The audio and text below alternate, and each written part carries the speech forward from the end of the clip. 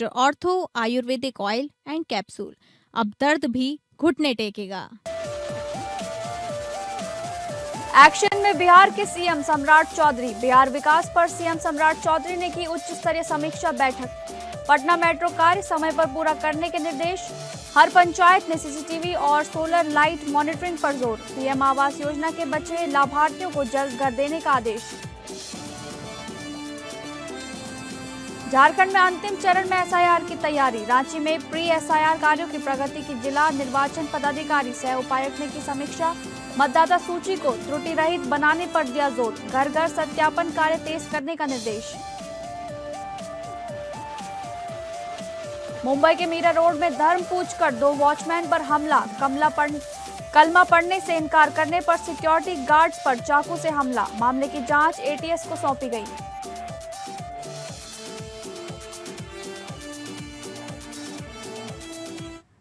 नमस्कार, आप सभी का स्वागत है स्टेट लाइव में। मैं हूं आपके साथ शालिनी राणा।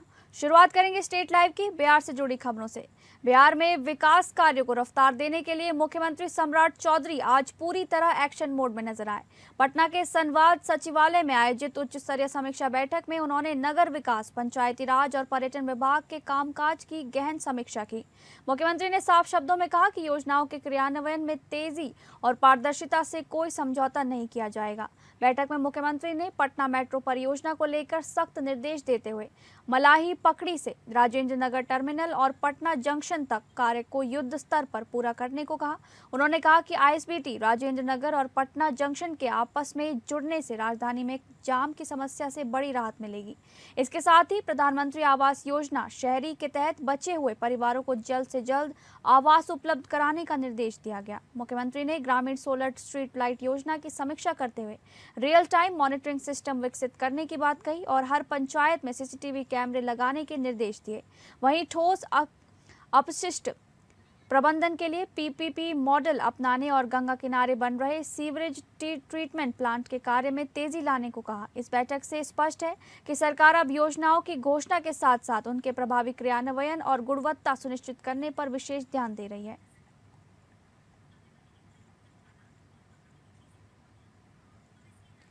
अगली खबर, भागलपुर में नारी शक्ति वंदन अधिनियम संशोधन को लेकर सियासत तेज हो गई है। इस मुद्दे पर विपक्ष के बयानों के विरोध में आज भारतीय जनता पार्टी और एनडीए से जुड़ी महिला कार्यकर्ताओं ने आक्रोश रैली निकालकर जोरदार प्रदर्शन किया। रैली में बड़ी संख्या में महिलाओं की भागीदारी देखी गई, जिन्होंने सड़कों पर उतरकर अपने अधिकारों और सम्मान की रक्षा के लिए आवाज बुलंद की। प्रदर्शनकारी महिलाओं का आरोप है कि नारी शक्ति से जुड़े इस महत्वपूर्ण अधिनियम पर विपक्ष गलत तरीके से अपनी बात रख रहा है और महिलाओं की गरिमा को ठेस पहुंचाने का काम कर रहा है। खास तौर पर पप्पू यादव और राहुल गांधी के बयानों को लेकर नाराजगी जताई गई। महिला कार्यकर्ताओं ने कहा कि इस तरह की बयानबाजी किसी भी हाल में स्वीकार्य नहीं है और इससे समाज में गलत संदेश जाता है। रैली के दौरान महिलाओं के हाथों में तख्तियां लेकर विरोध प्रदर्शन महिलाओं ने किया और विपक्षी दलों के खिलाफ जमकर नारेबाजी की। प्रदर्शनकारियों का कहना है कि नारी शक्ति का सम्मान हर हाल में बनाए रखना होगा और जो भी इसके खिलाफ जाएगा उसे जनता जवाब देगी। संसद में हमारी आवाज गूंजनी चाहिए, तो राहुल जी के नेतृत्व में पूरी की पूरी विपक्ष हमारे संशोधन बिल का विरोध करने का कार्य किया। और दूसरी तरफ सो कॉल्ड कांग्रेस, कहते हैं ना कि मान न मान मैं तेरा मेहमान, कांग्रेस उनको अपना नेता नहीं मानती, लेकिन वो कांग्रेस के नेता अपने आप को कहते हैं। ऐसे सांसद पप्पू यादव जी महिलाओं के राजनीति में जो महिलाएं काम करती हैं उनके लिए उनकी बहुत ही एक निम्न स्तर की मानसिकता को उन्होंने दर्शाया है। लेकिन मैं तो कहती हूँ इस पूरे बयान पे कि हमारी बहन रंजीता दीदी को सामने आना चाहिए और उनको बताना चाहिए कि किस प्रकार से महिलाएं संघर्ष करके राजनीति में आती हैं और अपने देश के भविष्य का निर्माण करती हैं। इसलिए हम सभी महिलाएं आज भागलपुर में आक्रोश व्यक्त करने के लिए निकले हैं। भागलपुर से एक दिल दहला देने वाली खबर सामने आई है, जहां शादी के महज 10 दिन बाद एक नवविवाहित की संदिग्ध परिस्थितियों में मौत हो गई। दुल्हन का शव घर में फंदे से लटकता मिला, जिसके बाद पूरे इलाके में सनसनी फैल गई। मामला रसलपुर थाना क्षेत्र के धनौरा गांव का बताया जा रहा है, जहां मृतका की पहचान अनामिका कुमारी के रूप में हुई है। अनामिका की शादी हाल ही में नारद कुमार उर्फ फैंटीज के साथ हिंदू रीति रिवाज से हुई थी। शादी के बाद परिवार में खुशियों का माहौल था, लेकिन अचानक हुई इस घटना ने सब कुछ मातम में बदल दिया।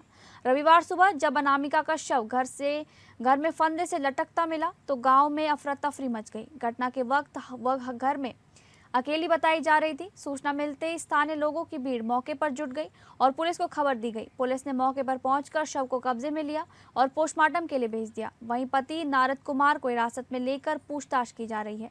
अब सबसे बड़ा सवाल यही है, क्या आत्महत्या है या फिर इसके पीछे कोई गहरी साजिश छिपी है। पुलिस हर पहलू से जांच में जुटी है।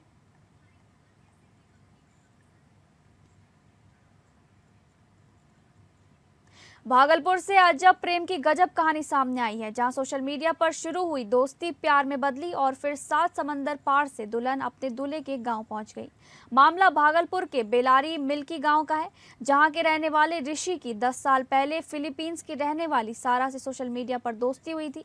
धीरे धीरे दोनों के बीच बातचीत बढ़ी और ये दोस्ती प्यार में बदल गई।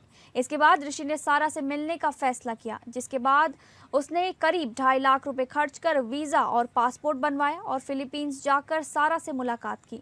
वहां उन्होंने सारा के माता पिता से भी मुलाकात की, जिसके बाद दोनों परिवारों की सहमति से शादी का फैसला लिया गया। कुछ दिनों बाद सारा अपने माता पिता के साथ भागलपुर के बेलारी मिल्की गांव पहुंची, जहां हिंदू रीति रिवाज और पूरे पारंपरिक अंदाज में दोनों की शादी संपन्न हुई। फिलहाल ऋषि एक निजी कंपनी में टेक्निकल एसोसिएट के पद पर कार्यरत है और इस अनोखी प्रेम कहानी की चर्चा पूरे इलाके में हो रही है।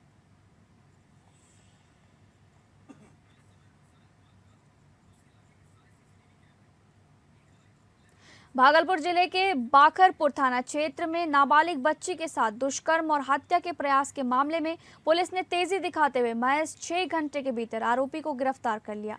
इस पूरे मामले का खुलासा वरिष्ठ पुलिस अधीक्षक कार्यालय द्वारा जारी प्रेस विज्ञप्ति में किया गया है। जानकारी के अनुसार 26 अप्रैल 2026 को पीड़िता की मां ने बाखरपुर थाना में आवेदन देकर बताया कि उसकी 11 वर्षीय बेटी के साथ पड़ोस में रहने वाले एक व्यक्ति ने दुष्कर्म किया।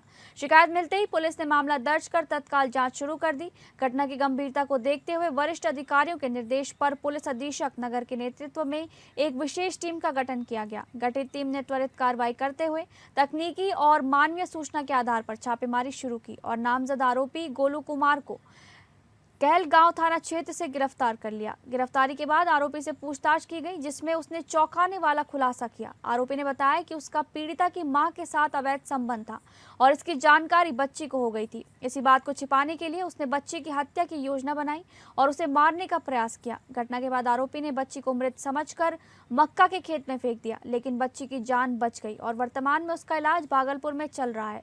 पुलिस के अनुसार इस पूरे मामले में पीड़िता की मां की संलिप्तता भी सामने आई है, जिसकी गिरफ्तारी के लिए लगातार छापेमारी की जा रही है।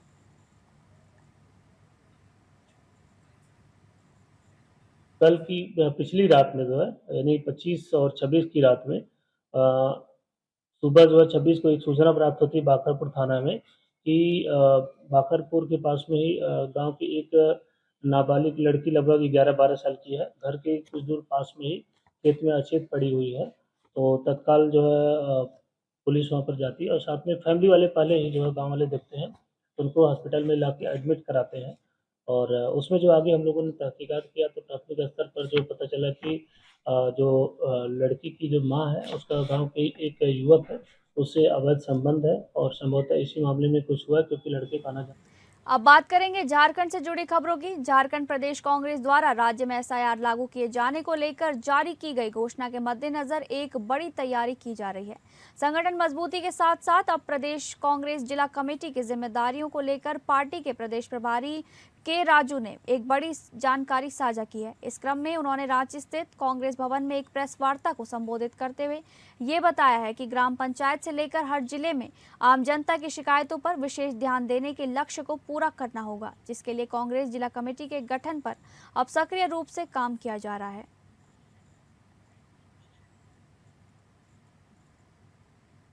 चल सकते हैं। दूसरा बात हम ये भी कहना चाहिए, प्रदेश कांग्रेस कमेटी का रिकॉन्स्टिट्यूशन। आप सभी बार बार हमसे पूछा प्रदेश कांग्रेस कमेटी कब गठित होगा। ये प्रदेश कांग्रेस कमेटी के लिए बहुत ईमानदार से बहुत फोकस हमारा।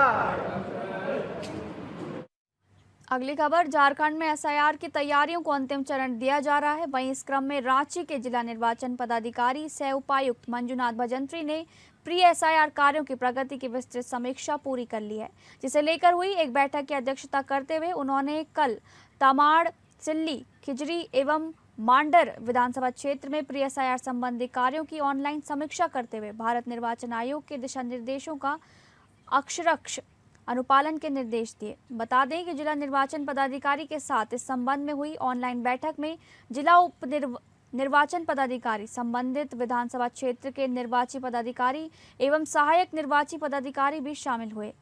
इसके अलावा मंजुनाथ भजंत्री ने राष्ट्रीय हाउस नंबरिंग कार्य की समीक्षा करते हुए बीएलओ द्वारा रजिस्टर संधारण सुनिश्चित करने का निर्देश दिया।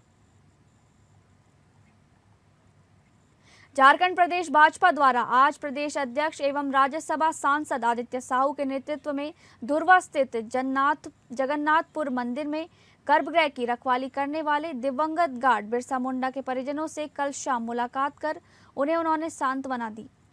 इस अवसर पर प्रदेश अध्यक्ष आदित्य साहू ने गहरी संवेदना व्यक्त करते हुए कहा कि स्वयं को आदिवासी हितैषी बताने वाली हेमंत सोरेन सरकार आदिवासी समाज सुरक्षित नहीं है। उन्होंने कहा कि रांची राजधानी में विधानसभा से कुछ ही दूरी पर स्थित मंदिर के गर्भगृह में तैनात एक आदिवासी गार्ड की हत्या होना राज्य की लाचार कानून व्यवस्था को उजागर करता है।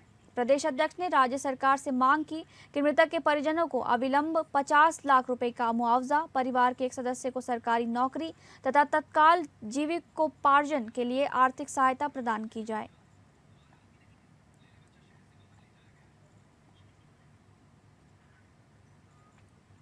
झारखंड के धनबाद में सरकारी योजनाओं के तहत चल रहे विकास कार्यों में भारी अनियमितता और भ्रष्टाचार के आरोप सामने आए हैं। ग्रामीणों का कहना है कि जिन योजनाओं को जनहित के लिए चलाया जा रहा है उनमें जमीन पर केवल दिखावा किया जा रहा है और पैसों का बंदरबांट हो रहा है। धनबाद में सरकारी योजना के तहत बन रहे एक तालाब के निर्माण कार्य को लेकर ग्रामीणों ने गंभीर आरोप लगाए हैं। ग्रामीणों का कहना है कि कार्य सिर्फ कागजों पर और दिखावे के लिए किया जा रहा है, जबकि वास्तविक काम बेहद घटिया स्तर का है।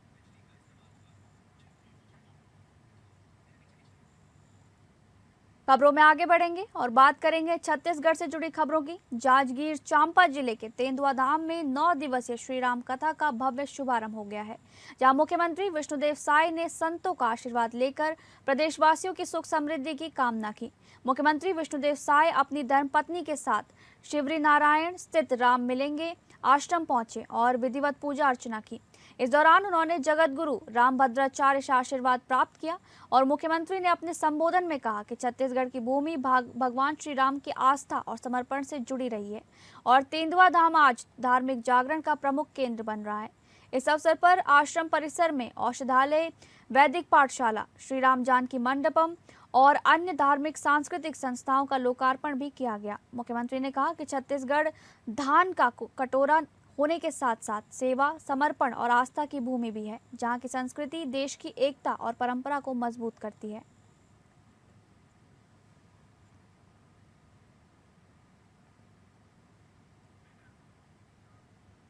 छत्तीसगढ़ में बढ़ती बिजली कटौती को लेकर कांग्रेस ने भाजपा सरकार पर तीखा हमला बोला है। कांग्रेस नेता सुशील आनंद शुक्ला ने सरकार पर कुप्रबंधन और जनता को राहत देने में असफल रहने के आरोप लगाए हैं। सुशील आनंद शुक्ला ने कहा कि प्रदेश में अघोषित रूप से बिजली कटौती हो रही है, जहां आधे घंटे से लेकर कई घंटों तक बिजली बंद की जा रही है और उपभोक्ताओं को कोई पूर्व सूचना भी नहीं दी जा रही है। उन्होंने आरोप लगाया कि जो छत्तीसगढ़ पहले बिजली अधिशेष राज्य था, अब वो भाजपा सरकार के कुप्रबंधन के कारण बिजली संकट का सामना कर रहा है। कांग्रेस ने यह भी कहा कि बिजली दरों में कई बार बढ़ोतरी की गई है और पूर्व सरकार की 400 यूनिट तक हाफ बिजली बिल योजना भी बंद कर दी गई है, जिससे आम जनता पर आर्थिक बोझ बढ़ा है। वहीं अजय चंद्राकर को लेकर भी बयान देते हुए कांग्रेस ने आरोप लगाया कि उनके सवालों से सरकार असहज रहती है और उनके परिवार पर की गई ईडी कार्रवाई को राजनीतिक दबाव से जोड़कर देखा जा रहा है।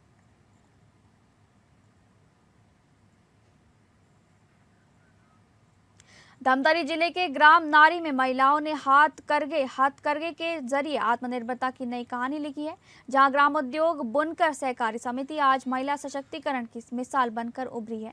ग्राम नारी में पहले बुनाई प्रमुख आजीविका नहीं थी, लेकिन ओडिशा में संबलपुरी साड़ियों की बढ़ती मांग को देखते हुए समिति ने इस क्षेत्र में कदम रखा। छत्तीसगढ़ शासन के सहयोग से बुनकरों को धागा प्रशिक्षण और नए करघे उपलब्ध कराए गए, जिससे उत्पादन क्षमता और रोजगार के अवसर बढ़े हैं।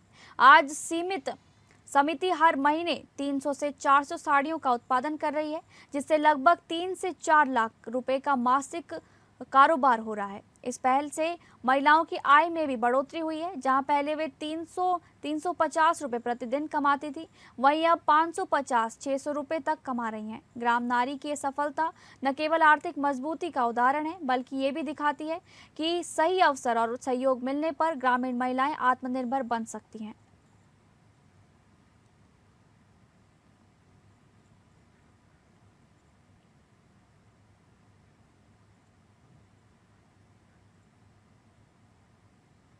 लोग जो जिनका एक्सीडेंट हो जाता था, किसी कारण ज़्यादा घायल हो जाते थे, और अगर राहगीर निकल रहा है, हम भी निकल रहे हैं, आप भी निकल रहे हैं, तो अपन उनको उठाने से या उनको पकड़ने से या उनको सही। जशपुर जिले के कुनकुरी क्षेत्र में घर में घुसकर लूट और हत्या के प्रयास के मामले में पुलिस को बड़ी सफलता मिली है। इस मामले में मुख्य आरोपी को गिरफ्तार कर जेल भेज दिया गया है, जबकि उसके 2 साथी अभी फरार बताए जा रहे हैं। पूरा मामला डुगडुगिया गांव का है, जहां आरोपी ने अपने साथियों के साथ मिलकर एक घर में घुसकर लूट की वारदात को अंजाम दिया। आरोपियों ने घर से करीब 2,10,000 रुपए नकद, मोबाइल फोन और चांदी की पायल लूट ली। घटना के दौरान आरोपियों ने एक महिला का मुंह दबाकर उसकी हत्या का प्रयास भी किया और वारदात को अंजाम देने के बाद तीनों आरोपी मोटरसाइकिल से फरार हो गए। और पुलिस ने त्वरित कार्रवाई करते हुए मुख्य आरोपी को गिरफ्तार कर लिया है। उसके कब्जे से 18,000 रुपए नकद और घटना में इस्तेमाल की गई मोटरसाइकिल भी बरामद की गई है।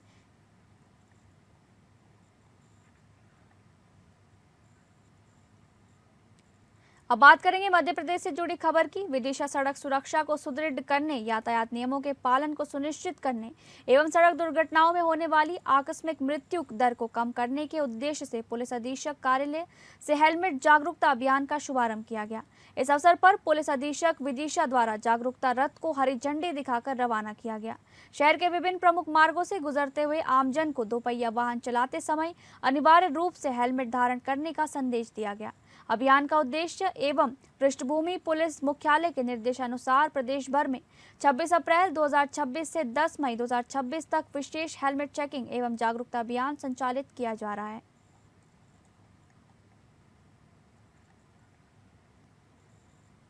अब बात करेंगे महाराष्ट्र से जुड़ी खबरों की। मुंबई के मीरा रोड के नया नगर इलाके में एक चौंकाने वाली घटना सामने आई है। एक मुस्लिम युवक ने कथित तौर पर 2 हिंदू वॉचमैन से उनका धर्म पूछा और फिर उन पर चाकू से हमला कर दिया। इस हमले में दोनों सुरक्षाकर्मी गंभीर रूप से घायल हो गए हैं। घायलों की पहचान सुब्रतो सेन और राजकुमार मिश्रा के रूप में हुई है। राजकुमार मिश्रा का इलाज मीरा रोड स्थित वॉकहार्ट अस्पताल में चल रहा है, जबकि दूसरे घायल का भी उपचार किया जा रहा है। मुंबई के मीरा रोड में 2 सिक्योरिटी गार्ड्स पर जिस तरह से हमला किया गया, उसने सबको सकते में डाल दिया।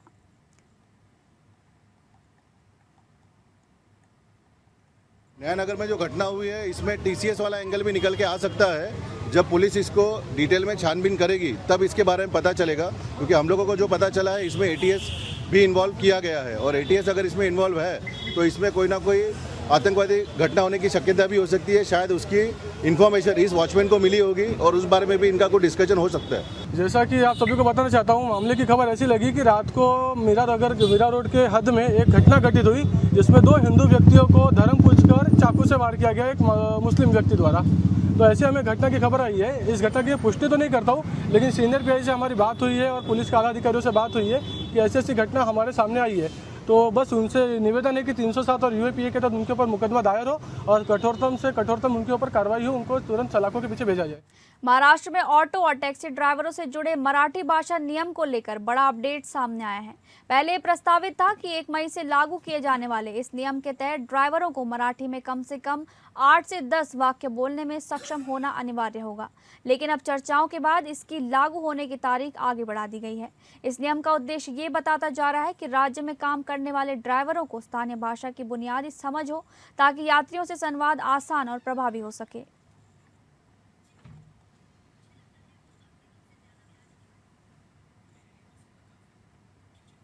उसको 8-10 सेंटेंस बोलना आना चाहिए।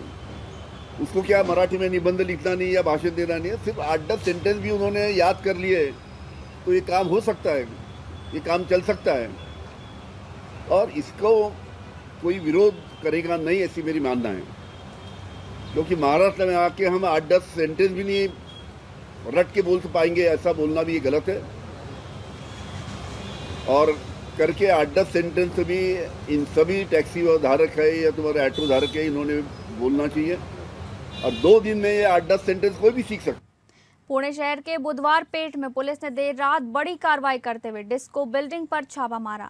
ये कार्रवाई रात करीब 11:30 बजे से सुबह 5 बजे तक चली। इस छापे में देह व्यापार चलाए जाने का खुलासा हुआ है और कई महिला व पुरुषों को हिरासत में लिया गया है। मिली जानकारी के अनुसार इस कार्रवाई में कुल 18 लोगों को हिरासत में लिया गया। इनमें 11 महिलाएं शामिल हैं जो प्राथमिक जाँच में देह व्यापार में संलिप्त पाई गई हैं। खास बात यह है कि यहाँ एक नाबालिग लड़की को जबरन इस धंधे में धकेले जाने का भी खुलासा हुआ है, जिसे रेस्क्यू किया गया है। जांच के दौरान एक चौंकाने वाली बात सामने आई है कि इस मामले में कुल 15 बांग्लादेशी नागरिक शामिल हैं।